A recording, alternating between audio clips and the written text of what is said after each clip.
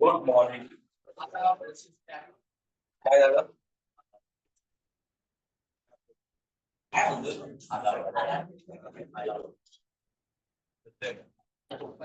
बस.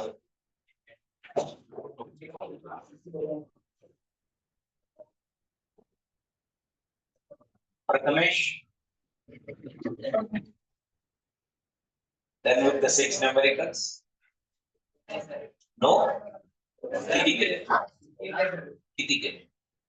3 केले. उद्या 5. उद्या 5 करायचे. आमचे 3 कुठे दाखव मला. Show me the 3 numericals. हो.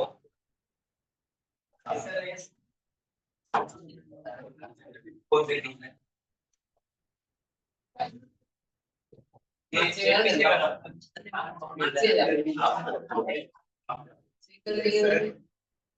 काहीतरी दिलं असेल काहीतरी असेल कोणते 1 2 3 चौथं झाले. ही सिस्टीम कधीपासून चालू झाली की आपण सेल्फ चेक करतो. आपणार आहे तो जरा लवकर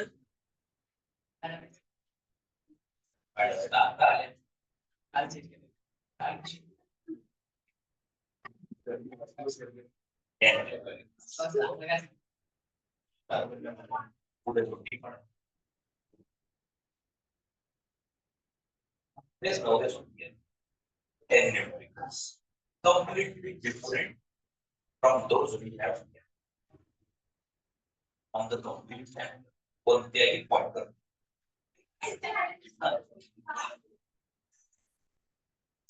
Yes. Bonus for bonus for forgery. Forgery.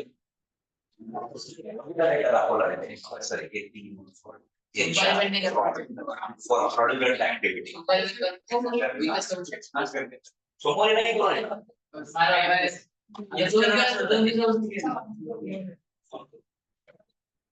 चला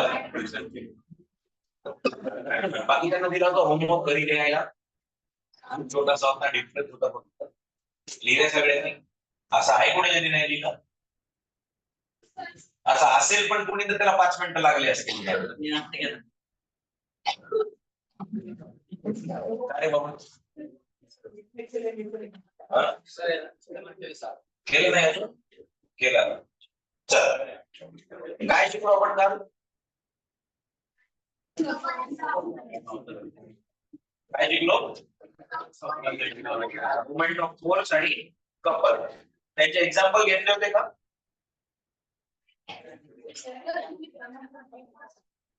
त्याचे न्यूमेरिकल्स घेतले होते का? चला घ्या. Force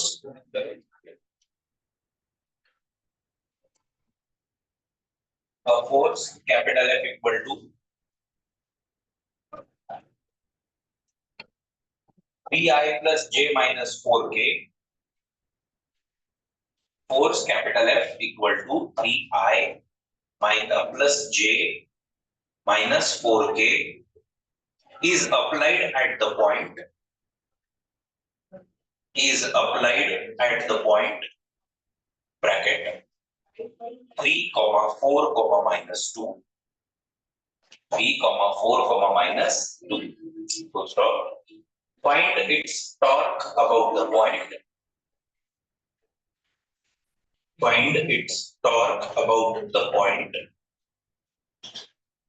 Minus 1, 2, 4. Minus 1, 2, 4. I will repeat the equations. F is equal to 3I plus J minus 4K. पहिला पॉइंट आहे 3, 4, minus 2 आणि दुसरा पॉइंट आहे -1, 2 आणि 4. चल बोला मला काय दिलंय, काय काढायचंय, कसं आहे?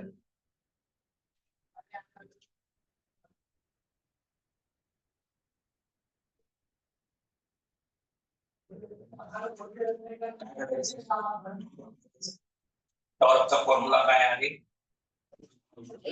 F into x. परंतु इथे जर तुम्हाला F जो आहे तो आय जे के मध्ये दिलाय, याचा अर्थ काय? हा वेक्टर आहे, आणि मग वेक्टर असेल तर वेक्टर फॉर्म मध्ये याला सॉल्व्ह पण करावं लागेल. अरे हो की नाही? मग वेक्टर फॉर्म मध्ये तुमचा जो फोर्स आहे तो आहे जो दिलाय तो कोण?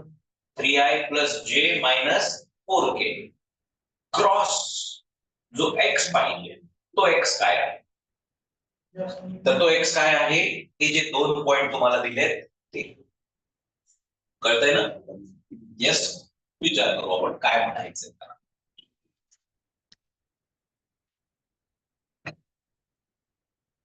कोऑर्डिनेट सिस्टीम काढू आपण. येस. ही कोऑर्डिनेट सिस्टीम का काढावी लागते? का काढावी लागते कोऑर्डिनेट सिस्टीम? कारण त्याने आपल्याला 2 पॉइंट, बरोबर, जर डायरेक्ट इक्वेशन दिलं असतं तर आपल्याला हे करायची गरज नव्हती. बरोबर. मग याने 2 पॉइंट दिले. काय पॉइंट दिले? तो पहिला पॉइंट काय दिलाय रे? पहिला पॉइंट काय दिलाय? 3 4 -2. आता -2 म्हणजे इकडे येणार आहे तो.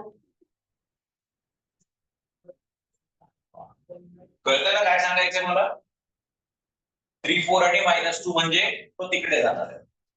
इकडे प्लस झेड ऍक्सिस आहे, इकडे मायनस झेड ऍक्सिस आहे. इकडे प्लस एक्स आहे, इकडे मायनस एक्स आहे. इकडे प्लस वाय आहे, इकडे मायनस वाय आहे. बरोबर. मला वाटतं फक्त व्हॅल्यू झेड मध्येच मायनस दिलेली, म्हणून आपण असं विचार करू. हा सांगा मग हा पॉइंट कसा डिनोट करायचा? सोपी गोष्ट आहे. 3 व्हॅल्यू कोणाची आहे? एक्स ची, म्हणजे 1 2 3 1 2 3. दुसरी व्हॅल्यू कोणाची आहे? किती? 4. सो 1 2 3 4. सो हा 4 आणि हा 3 या दोघांचा मिळून एक पॉइंट काढायचा. बरोबर. आता याला मी झेड ऍक्सिस वर मायनस मध्ये जाणार आहे, म्हणजे हा पॉइंट इथे तर आहे, पण सध्या हा कोण आहे? हा आहे 3,4. हा कोण आहे सध्या? 3,4.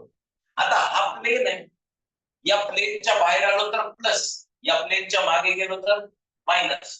सो या पॉइंटला जर मला 3D मध्ये दाखवायचं आहे तर हा पॉइंट उचलून 2 पॉइंट मागे न्यायचा, किंवा प्लस असला तर उचलून 2 पॉइंट इकडे आणायचा. कळलंय? सो अज्युम करा की हा जो पॉइंट आहे तो 2 पॉइंट मागे आहे बोर्डच्या मागे, म्हणजे इथे हा -2 आहे पॉइंट, हा 3 आहे आणि हा 4 आहे. सो हा जो पॉइंट आहे तो या -2 लेवलला मागे दबलेला आहे. आयडिया क्लिअर झाली आहे? Yes no. आता मी याला म्हणू शकतो कॉमा -2. आता या पॉइंटवर तुम्ही एक फोर्स लावलाय. या पॉइंटवर काय लावलाय? एक फोर्स. आणि एक फोर्स लावल्यामुळे सिस्टीम बदलली आणि पॉइंट कुठेतरी शिफ्ट झालाय. कुठे शिफ्ट झालाय तो? सेकंड पोझिशनला. सांगा काय सेकंड पोझिशन? -1 2. आता -1 कोणाची व्हॅल्यू आहे बेटा? एक्स ची. मग एक्स -1 म्हणजे इकडे जावं लागलं तुम्हाला. एक्स -1 म्हणजे इथे येणार. वाय ची व्हॅल्यू किती आहे बेटा? 2 म्हणजे वर जाणार हा 2. आणि एक्स ची व्हॅल्यू किती आहे? 4. तो कुठे येणार? 1 2 3 4. 4 पॉइंट बाहेर येईल. बरोबर. तो 4 पॉइंट बाहेर आपण दाखवू नाही शकणार, म्हणून आपण अज्युम करू की हे जे पॉइंट आहे तो इथे आहे, आणि हा कसा आहे? 4 पॉइंट पुढे आहे. हा 2 पॉइंट मागे होता आणि हा 4 पॉइंट पुढे आहे. असे 2 पॉइंट. आयडिया क्लिअर आहे? Yes no.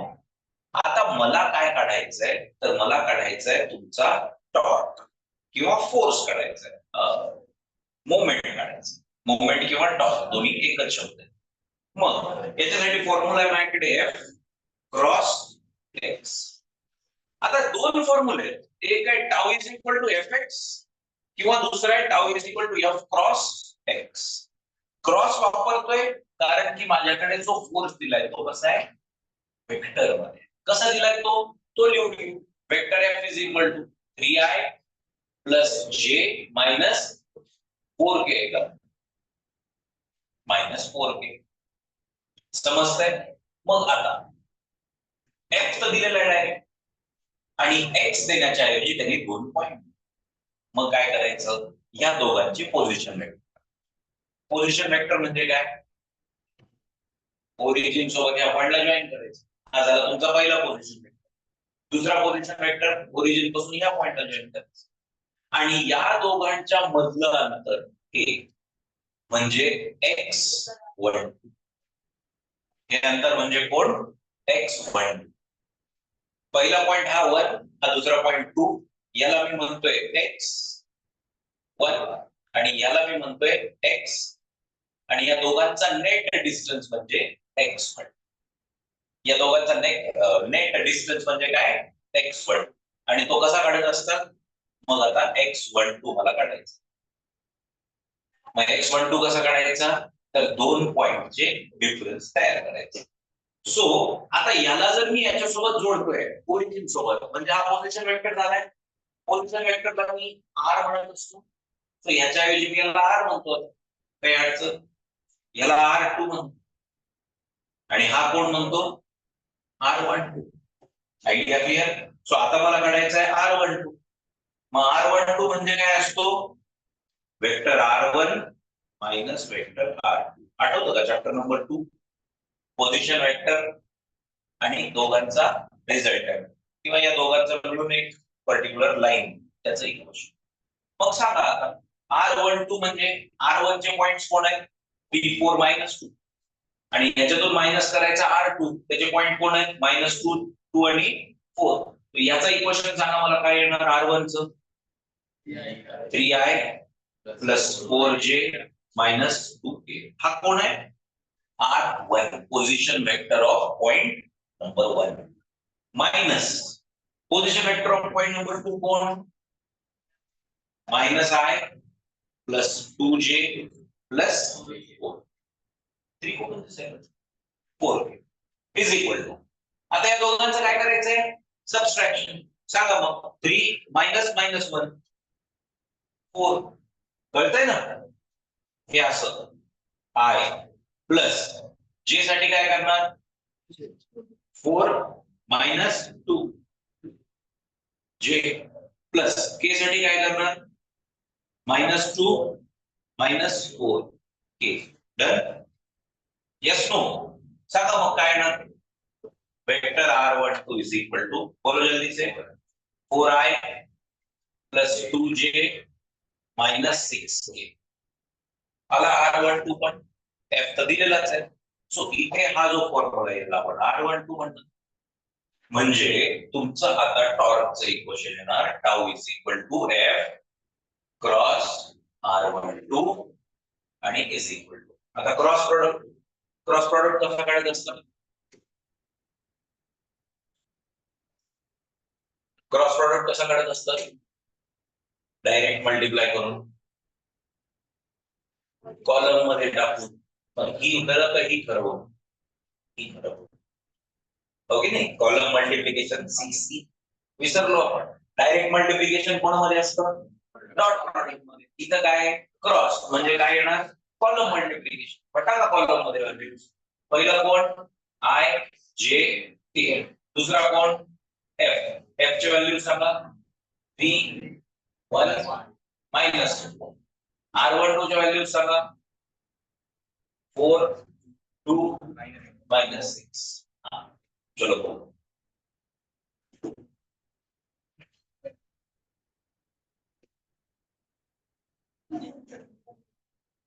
येतो तुला? सांग.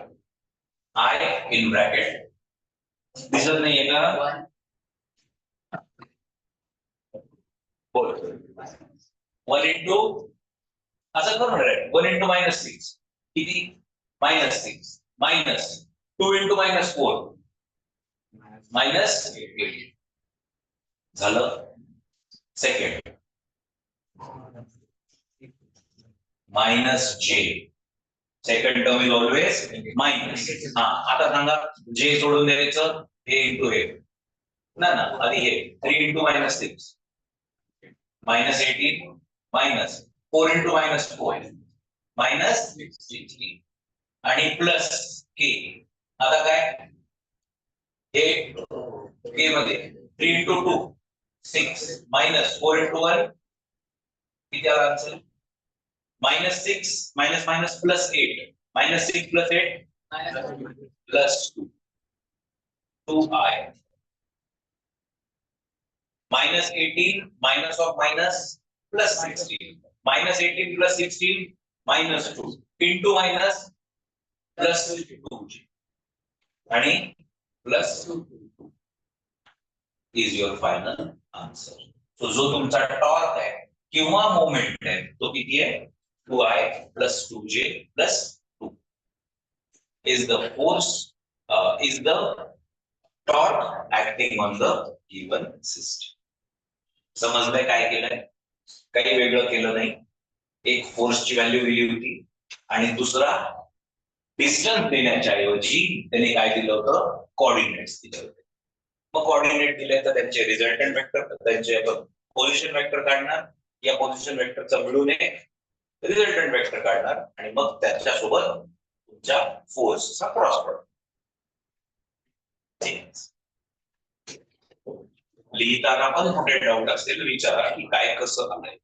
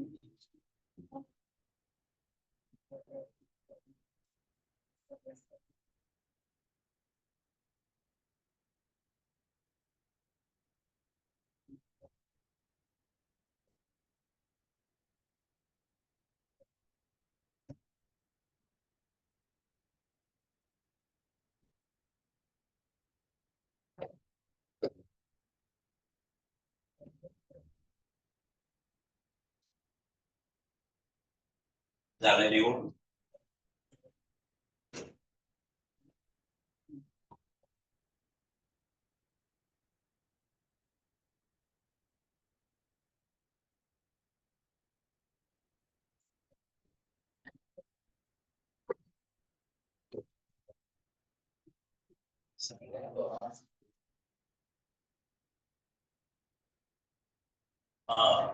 एसी चालू का?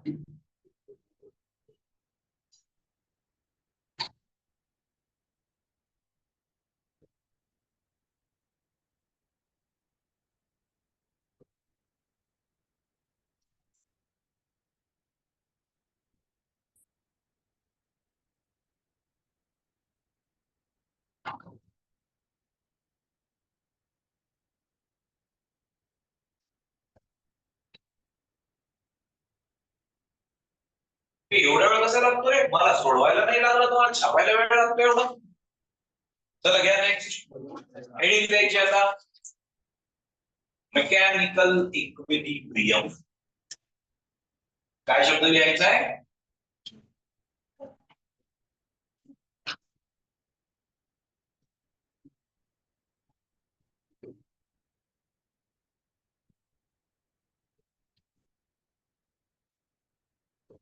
काय लिहिलंय? Mechanical equilibrium. ऐकलाय का शब्द कधी मेकॅनिकल? मेकॅनिकल म्हणजे branch of engineering, computer science, civil, mechanical, IT, electronics. काय मेकॅनिकल म्हणजे? मेकॅनिकल म्हणजे something related with machine.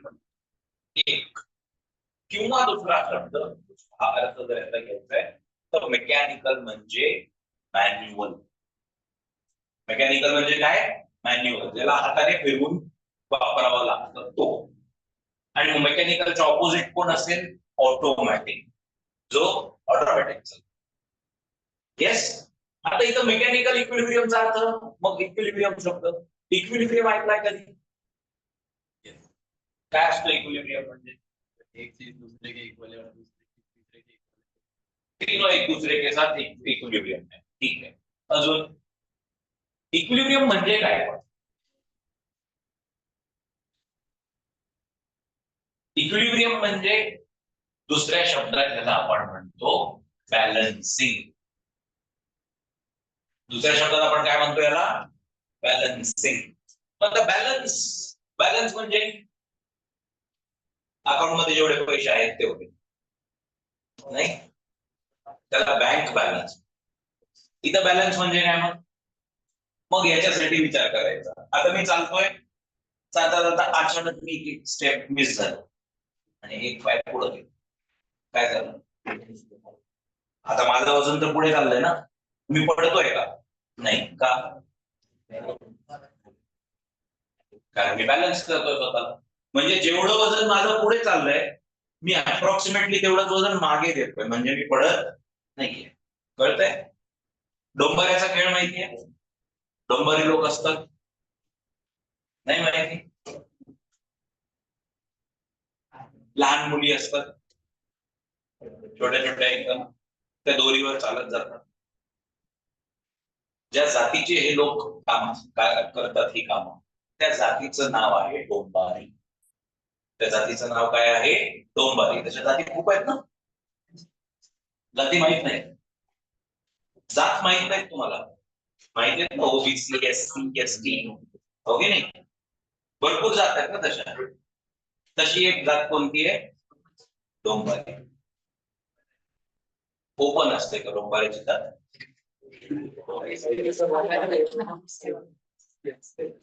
So त्या डोंबारीच्या खेळामध्ये काय होतं रे? एक दोरी असते साधी एवढी एवढ्या जाडीची, दोन ठिकाणी ती बांधलेली असते, या एका एंडला आणि दुसऱ्या एका एंडला. आणि ह्या दोरीवर एक छोटीशी पोरगी 3-4 वर्षाची वर चढते, बरोबर? आणि त्या दोरीवर चालत येते. पण ती अशी डायरेक्ट चालते, अशी अशी चालत चालत येते की तुमच्याकडे? मी चालता त्यासाठी काय करते ती? एक काठी असते तिच्या हातात, मोठी स्टिक असते, लांब लांब असते, वजनदार असते, हो की नाही? आणि ती त्या दोरीवर चालणार आहे, म्हणजे एका लाईनवर चालणार आहे. ती एक लाईन खेचलेली आहे आणि तिला असं चालायचं, बरोबर? पण हे चालताना आपण विचार करा की छोट्याशा जागेतून आपण जर चालतो, आपण अशा बॅलन्स आपण करू शकतो का स्वतःला? आपण अनबॅलन्स. अनबॅलन्स झाल्यानंतर आपण काय करतो? असं असं करून पडतो. मग ती पडू नये म्हणून तिच्या हातात काय दिलेली असते, स्टिक दिलेली असते. सो जर ती इकडे पडायला लागली तर ती काय करते, काठीला इकडून दाबते, आणि इकडे पडायला लागली तर इकडून दाबते. So anyhow she balances the body with the stick, असं असं करत करत ती चालते. कळतंय का, ही गेम पाहिलाय का, नाही पाहिला? किती लोकांनी रिअल मध्ये पाहिलाय? रिअल मध्ये, पिक्चर मध्ये नाही, समोरासमोर.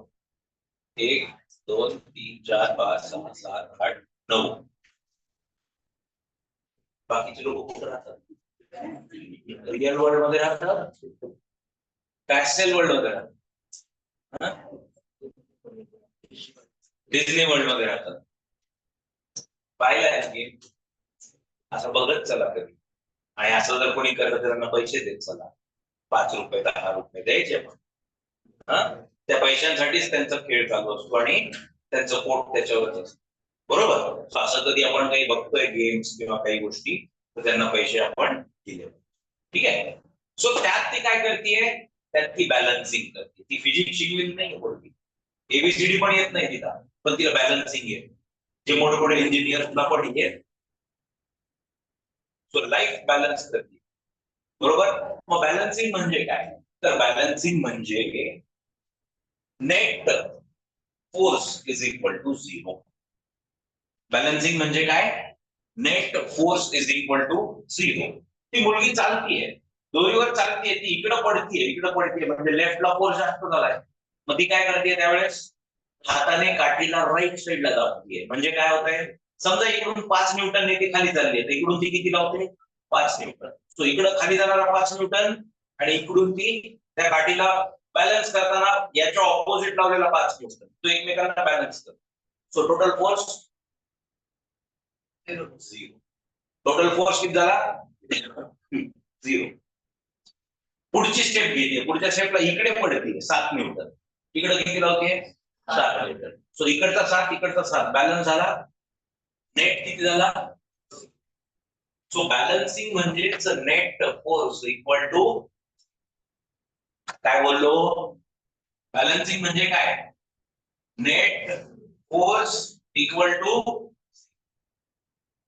जेव्हा तुम्ही नेट फोर्स इक्वल टू 0 अशी सिच्युएशन तयार करता, त्या कंडिशनला आपण म्हणणार इक्विलिब्रियम.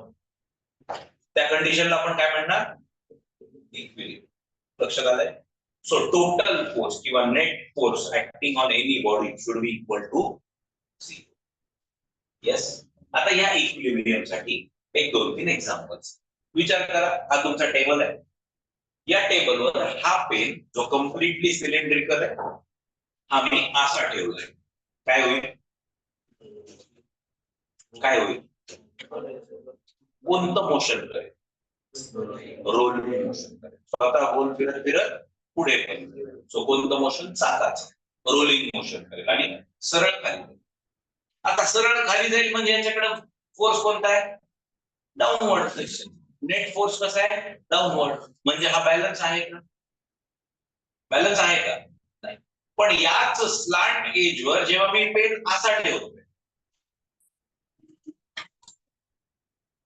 आडवा ठेवला, काय झालं, खाली गेला, रोल. आता उभा ठेव, काय झालं, बॅलन्स. आता हे जातोय का कुठे, नाही, कारण नेट फोर्स किती आहे, परत आडवा ठेवतो, नेट फोर्स डाऊनवर्ड. कशामुळे खाली चाललं नाही, ग्रॅव्हिटी. ग्रॅव्हिटी म्हणजे डाऊनवर्ड पुल. सो तो याच्यावर भारी पडतो. ओके. आता याला मी काय करतोय, एक छोटासा तुकडा दगडाचा म्हणा, तांदूळाचा म्हणा, नाही का, तांदूळ, गहू, एक छोटासा तुकडा कोणताही इथं ठेवला, फक्त एक, काय होईल, थांबवतोय. तो अख्खा ग्रॅव्हिटी त्यांनी काय केला, बॅलन्स. येस. कळतंय का नाही कळतंय? सो तिथे काय होतंय, ग्रॅव्हिटेशनल फोर्स ला बॅलन्स करतोय कोण, normal reaction provided bye that small stone. छोट्या दगडाने जी रिएक्शन दिली आहे, ती रिएक्शन याला काय करते, बॅलन्स. ओके नाही. आपण आधीच्या पण केसेस मध्ये बघितलं, दोघांचं काय चालू आहे, काही वेगळं चालू नाही ना, इकडे लक्ष द्यायचं. आपण याच्या आधी पण बघितलं की कोणताही समजा एक ऑब्जेक्ट आहे, तो काय करतोय, आपण समजा तो पेंडुलम जो होता ना, तो पेंडुलम घेऊन आपण सर्क्युलर मोशन केलं. त्याच्यात आपण सांगितलं होतं की सेंट्रीपिटल फोर्स कोणीतरी प्रोव्हाइड करतोय किंवा बॅलन्स करतोय, वर जाणारा फोर्स आणि खाली जाणारा फोर्स, हे दोघं एकमेकांना बॅलन्स करतोय. हे बॅलन्स म्हणजेच काय, इक्विलिब्रियम. बॅलन्स म्हणजेच काय, equilibrium. Net force equal to, ठीक आहे. आता तीन सिच्युएशन, किती सिच्युएशन आहे, तीन. पहिली सिच्युएशन आहे ज्यात एक फ्लॅट सरफेस आहे, आडवा, आणि याच्यामध्ये मी या आडव्या सरफेसवर एक बॉल ठेवला. बॉल ठेवलाय म्हणा, किंवा एक बिअरिंग बॉल ठेवलाय म्हणा. बिअरिंग बॉल माहिती तुम्हाला, बिअरिंग माहिती तुमच्या गाडीमध्ये चाकांच्या जवळ किंवा जिथे कुठे शाफ्ट असतात, जिथे फिरत असतात, त्यांच्यामध्ये ते छर्रे असतात, हो की नाही. ते छर्रे म्हणजे काय, बेरिंग बॉल्स. तो जो आयटम आहे ज्याच्यामध्ये ते छर्रे फिट केलेले असतात त्याला म्हणतात बिअरिंग. जो फ्रिक्शन होऊ देत नाही, स्मूथ मोशन साठी हेल्प करतो, ती असते बिअरिंग. आणि त्याच्यामध्ये जे टाकलेले असतात छर्रे, त्याला तुम्ही काय म्हणतात, बॉल्स. ठीक आहे. So bearing, balls, done. किंवा एक साधा बॉल पण अजून करू शकतो. पहिली केस. दुसरी केस, मी काय केलंय,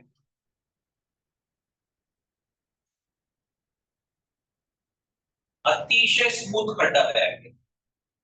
काय तयार केलंय, अतिशय स्मूथ खड्डा तयार. स्मूथ म्हणजे ज्याच्यात असा बॉल जाईल आणि सरळ वर, परत असा जाईल, परत असा येईल.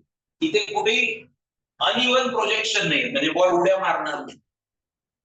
बरोबर. समजा इथे असा एक प्रोजेक्शन असेल, छोटासा तुकडा असेल, तर बॉल इकडे येईल, त्याच्यावर जम्प करेल आणि मग इकडे जाईल.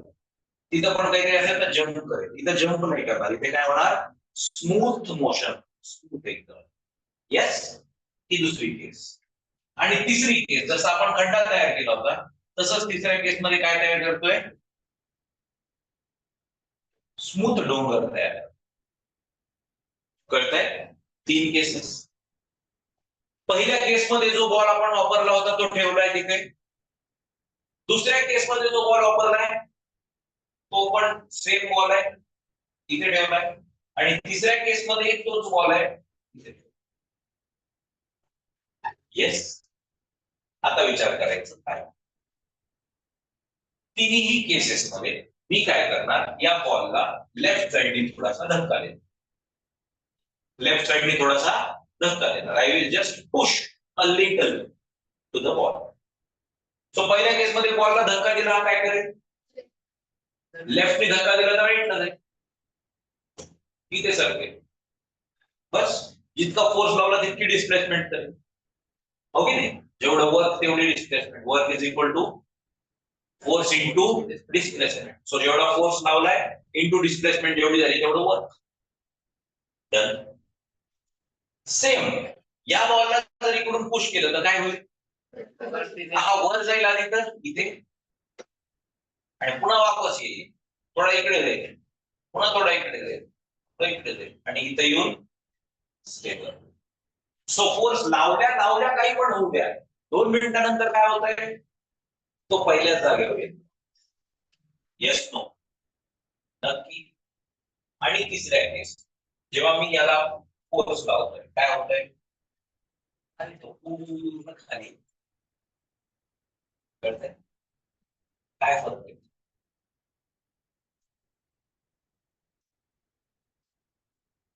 तिघांमध्ये फरक काय, सरफेस सगळ्यांचे सारखे स्मूथ.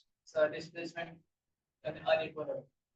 तिघांमध्ये डिस्प्लेसमेंट अनइक्वल होतीये. पहिल्यामध्ये थोडी होतीये, दुसऱ्यामध्ये डिस्प्लेसमेंट 0 होतीये. डिस्टन्स ट्रॅव्हल करतोय तो, इकडे जातोय, इकडे जातोय, इकडे जातोय, इकडे जातोय, पण येऊन थांबतोय. सो डिस्प्लेसमेंट दुसऱ्या केसमध्ये 0 आहे, तिसऱ्या केसमध्ये मॅक्सिमम आहे, थांबतच नाही तो. जसं आपण आजकाल बघतो ना पावसाचे रील्स, व्हिडिओज, लोकांची गाडी किंवा स्वतः एकदा त्या दरीतून खाली गेला की गेलाच, पुन्हा वापस येत.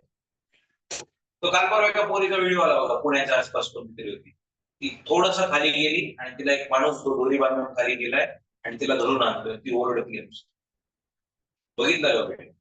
आता ती पोरगी, तिला खाली जीवावर उदार होऊन एक माणूस खालून ओढून वर आणतोय, ती ओरडते तरी.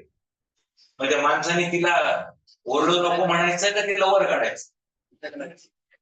हा, माझ्यासारखा काय करेल?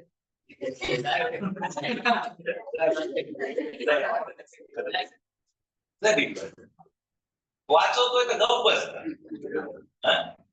ते नाही, ओरडायचं. ओरडायचं नाही करायचं. सो इथं काय होणार आहे? डिस्प्लेसमेंट 0 होणार आहे. इथं काय होणार आहे?